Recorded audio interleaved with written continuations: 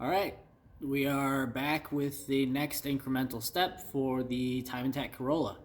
So this is going to be part education on why brake setups are done the way they are in most typical race cars as compared to a factory setup, and also just how I went about doing mine. And I don't know, maybe you'll learn something and figure out how you want to do it for yourself. But without further ado, let's check out this brake setup.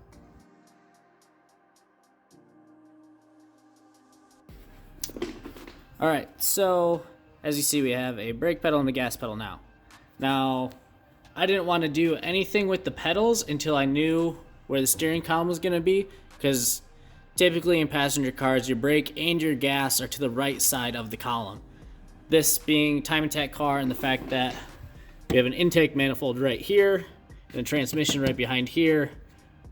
A lot of this firewall got cut away, so there's not really room to do your traditional setup. So this is how mine is set up, and it is a left foot brake, right foot gas setup.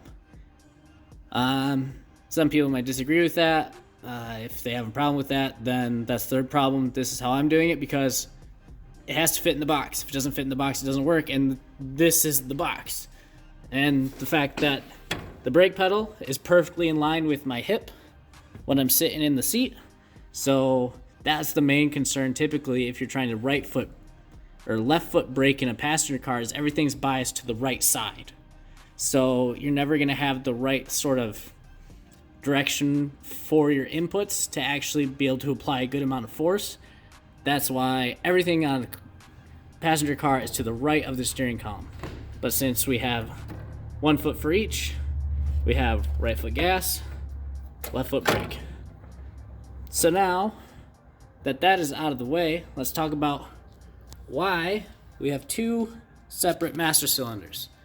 And I know there's no reservoirs on these now. We have a bracket printing for this that will mount both reservoirs.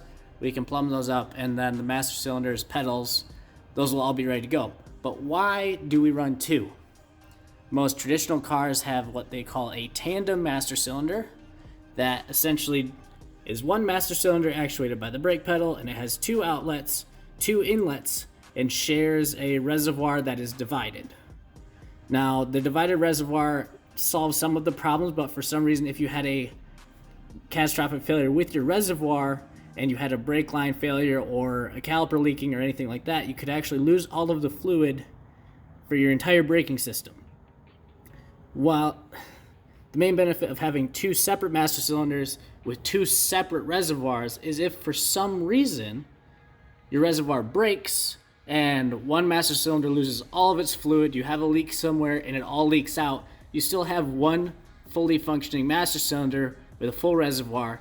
That means one of your axles is still going to break. These are split front axle, rear axle. Now, the main benefit of splitting these between the axles is you can run a brake bias adjuster. That is what this little guy is here.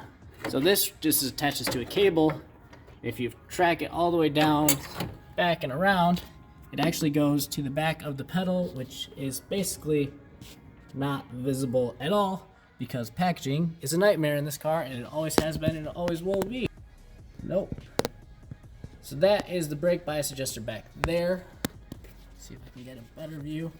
So that is the brake bias adjuster back there. You have the cable inlet here that runs to that adjuster.